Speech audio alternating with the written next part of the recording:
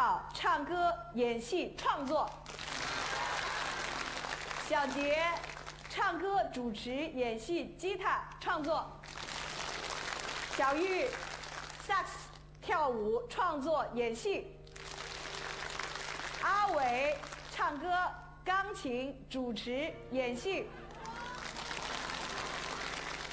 威廉，唱歌、跳舞、演戏、主持。哇！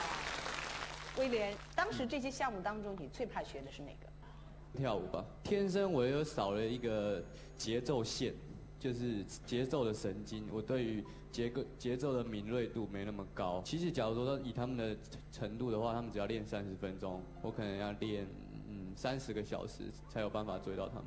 哇！而且还不一定追得到。但是这种心理压力会很大。会，难免会啦。你会哭吗？哭，他有哭过？还好。哎呦，这个话里有玄机。因为是敖犬骂我才哭，他欺负我。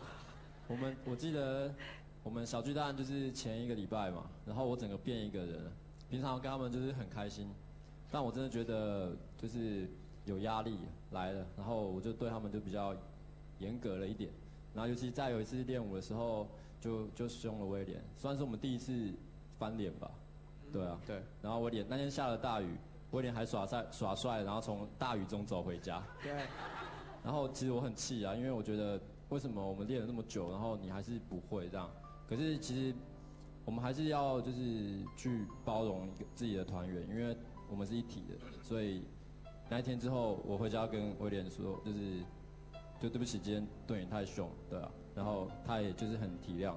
就还是继续练，然后演唱会他就成功了。其实有时候我会觉得说，我又不是不练，你叫我练，我都练啊。对，但是有时候练会。可是老天爷没给我这根神经啊！对啊，对啊。我就是比你们要慢一点点。对对对，所以其实，与其怨天尤人，倒不如做做看，对啊。很好，很好。敖犬，哪个本来是你的短板？打鼓。打鼓。因为我觉得我跟威廉就是相反，我对节奏感比较敏感，然后。我就很想要学，一直想要学这个乐器，然后就真的就是有学了一点点模样，这样我很开心。当时最难的是什么？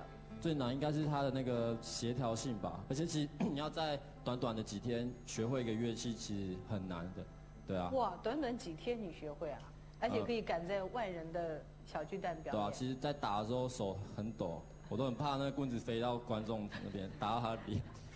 然后就是还是要硬抓着嘛，然后打到每个点。有偷偷练吗？加练？其实打鼓这个才艺比较麻烦，因为它不像其他乐器很方便携带嘛。然后像我平常的就是要打枕头啊，或是打他们的头啊。打安全帽啊。打安全帽啊，然后就是去学那个感觉这样。好，那王子，你觉得最没可能你会的是什么？主持跟跳舞吧。主持和跳舞。因为其实一开始你是那种很内向的男生吧？因为主持可能要不断的讲话。对，看刚刚我都没有讲很多话。你老是用温柔的眼睛在看着我。对，我只是怕讲错话。媒体在访问的时候，比如说讲到一句话不该讲的，就是回去就会被公司骂。谁敢骂你，我帮你保护他。后来就是 Andy 哥有教导我，就说其实不要太紧张，放轻松，放自然，就跟你平常一样就好了。然后至于跳舞的话，是因为我以前也没碰过跳舞，来宾来表演，我们都一定不是被表扬的那个，我就觉得说，为什么我要在这个环境？不过很开心有他们5个，然后教导我，不管是跳舞啊、唱歌、主持，都慢慢教我。然后我会觉得说，如果我退出，会很对不起他们5个。所以我决定就是继续待在这边，所以要谢谢其他5个。好，小杰，哪个是你最突飞猛进的？应该有2个，一个是创作，一个是吉他。好。吉他是因为那时候第一次我们有一个年终评比，那小玉就是他表演吉他，我说以往我都是跳舞，那我想说那这次不一样的，来学吉他。只要这一学，我就变成他的奴隶了。小玉就要教我，那其实我是跳舞的嘛，那只有坐在那边练手指的那个按那个弦，其实很痛。然后我那时候曾经有想放弃过，可是小玉就是不准，因为大家都有自己的挑战，总是要拓展自己不会的那一块，然后让自己变得更强。因为我记得 Andy 哥跟我说过一句话说，你要成为一个大明星，你就什么都要会。真不错，阿伟。哇哦。我觉得我应该是。我觉得你的神态好像告诉我说，没有哪个是我的短板。你这样想就对了。哇，我欣赏你的这些。其其实如果要看短板的话，大家站起来就知道了。看身材就知道了。 1、2、3，起立！阿伟不会丢下你的。那你要去。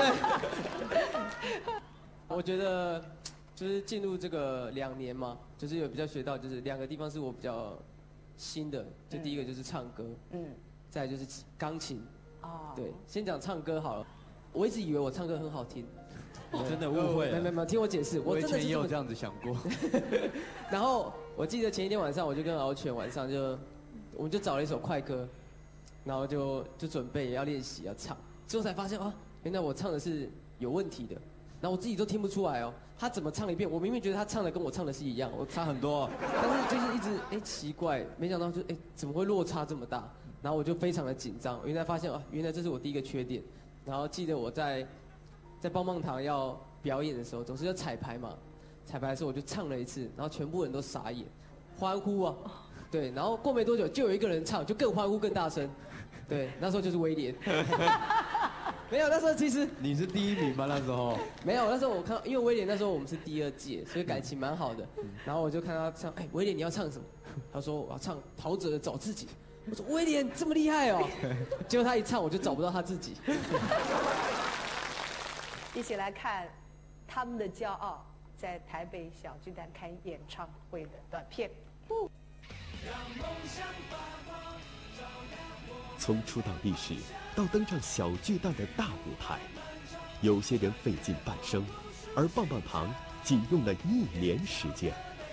2008年1月，棒棒糖在台北小巨蛋举行团队成立后的第1场演唱会，这也是小巨蛋历史上出道时间最短的歌手团体的演唱会。